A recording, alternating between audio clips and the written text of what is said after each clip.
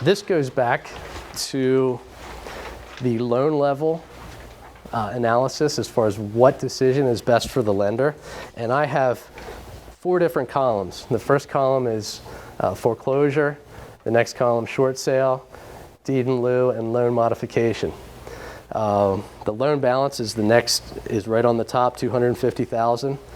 Property value today, let's say it's $150,000. Within the short sale column, I've put it in there, I think it's $130,000, because typically a short sale buyer, because they know they're going to have to go through the nuisance of waiting for a time, whether it will close or not, oftentimes they want some form of a discount to what the actual property value may be. So that's why I put in the value somewhat discounted in the short sale column. The very next bar, the largest bar going across, is net present value. What that is today's value. If you remember back to high school or college, where they talked about discounted value, and the value of $1 today is worth a lot more than the value of $1 2 years from now. Basically, this model shows, and banks calculate this on each loan in order to make a decision. They'll look at the loan and they'll essentially plug it into a model that looks something like this. Back when I was a professional loan buyer and I was buying loans, resi loans, in big portfolios, we typically didn't get down to this level of analysis. Sometimes we did, depending upon the size of the portfolio. On commercial loans, we did this 10 out of 10 times. Basically, we would put this in a model and say, gee, which of these prices do we want to try to pay for this loan? How much money can we make? The lenders in this analysis are looking at it in terms of how can we conserve the most resources.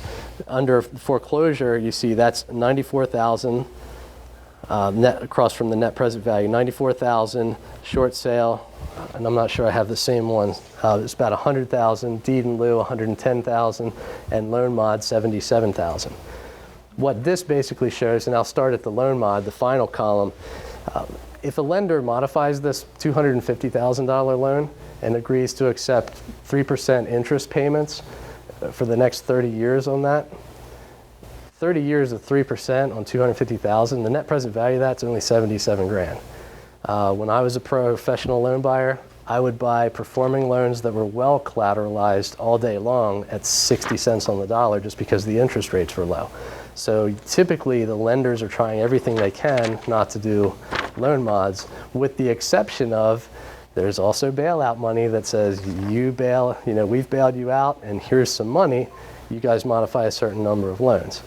And then again, it goes back to we can modify so many loans per quarter, per accounting period, what have you. The deed in lieu scenario and the short sale scenario are about the same. And also, you've read about in the paper or seen on TV where Chase, for example, is offering a select few of its borrowers that own a $5,000 or $500,000 condo on the beach, they'll offer them $30,000 to do a short sale. That wouldn't otherwise happen without some government money that's coming in where the lender says, gee, on this loan and that loan and this loan over here, we can get government money.